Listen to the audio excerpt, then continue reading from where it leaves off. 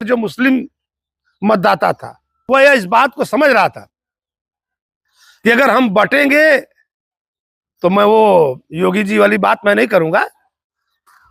नमस्कार, मैं संजय पांडे और आप देख रहे हैं समाज की बात।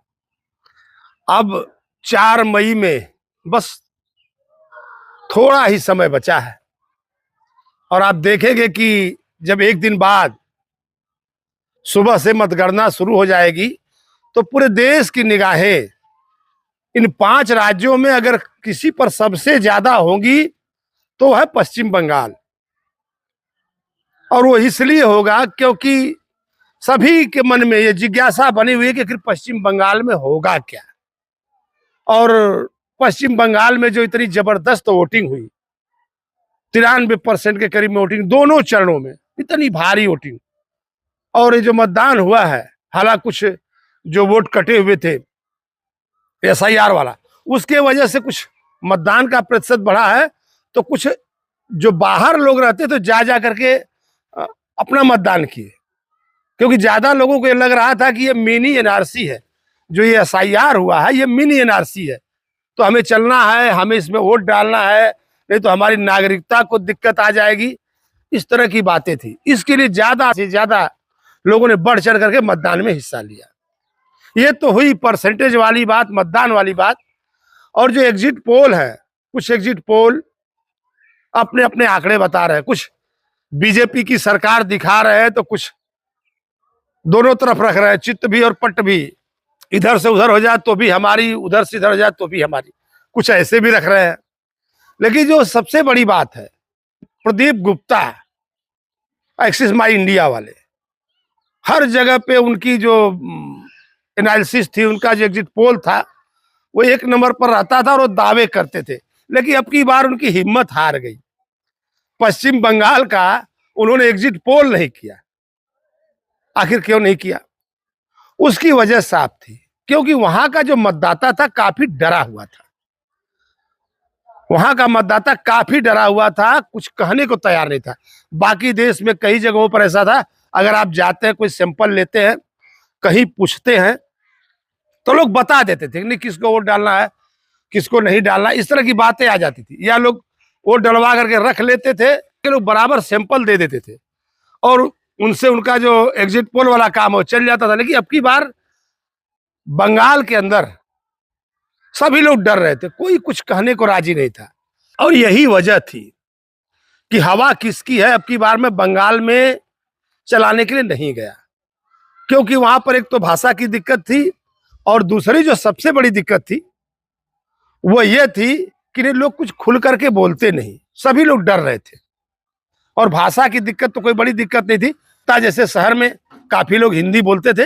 लेकिन एक वहां की खास बात है कि जो हिंदी जानते भी हैं वो बोलते नहीं। काफी लोग जानने के बावजूद भी आपसे अगर बात करेंगे, बस का कंडक्टर हो या कोई और हो, वो बंगाली में ही बात करता है।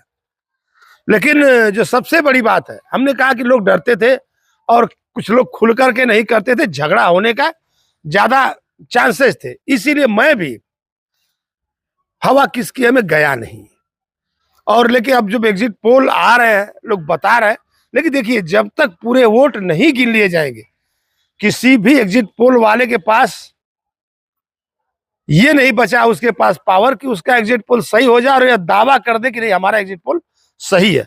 जब तक गिनती ना हो जाए कुछ कहा नहीं जा सकता। पश्चिम बंगाल का, भले ही आप आसाम की बात कर लीजिए,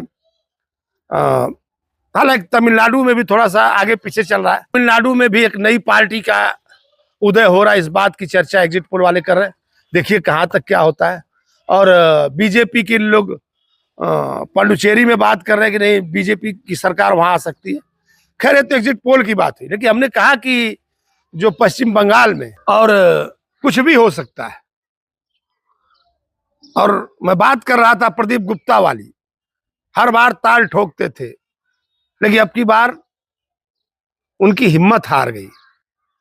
और अब की बार पीके भी नहीं थे, जो पिछली बार ममता बनर्जी की सीटों का बता रहे थे कि बीजेपी की सीटें 100 से कम रहेंगी।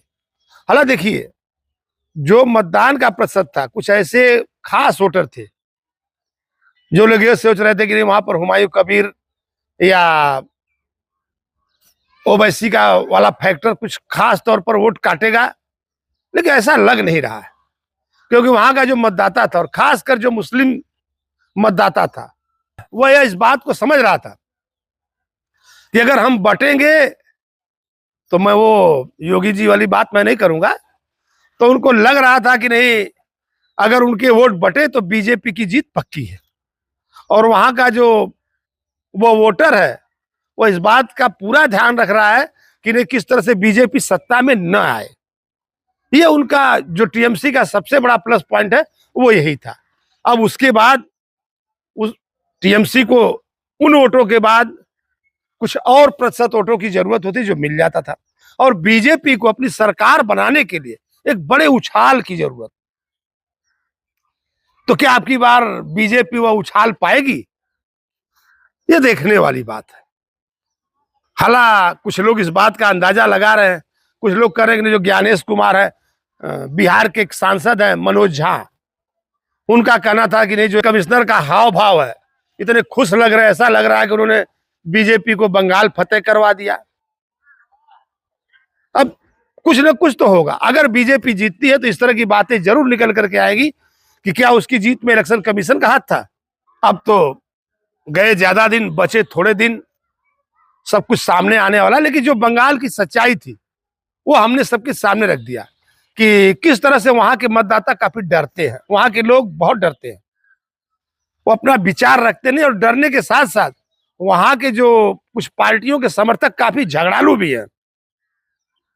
आप देखेंगे जो हिंसा वाला कल्चर, जो हिंसा वाली सभ्यता है, वहीं और केरला में, हमने पहले भी कहा था कि इन दो राज्यों में शायद ये वामपंथ की देन थी कि हम जिसे पसंद नहीं करते हैं उसे हम जीने नहीं देंगे। लोकतंत्र है, बाकी और राज्य है, हर जगह चुनाव होता है, सब लोग खुल करके बोलते हैं, लेकिन वामपंथी जो विचारधारा थी, शायद वो टीएमसी के अंदर समाहित हो गई थी, क्योंकि वामपंथ जैसे ही वहां पर डूबा, उसके जो कोर वोटर थे वो शायद टीएमसी के साथ चले गए, और जिसकी वजह है कि वहां के लोग डरते हैं। देखिए आगे आगे होता है क्या। 4 मई नजदीक है, और जो भी है, मैं अपने अगले वीडियो में मिलूंगा। तब तक के लिए धन्यवाद।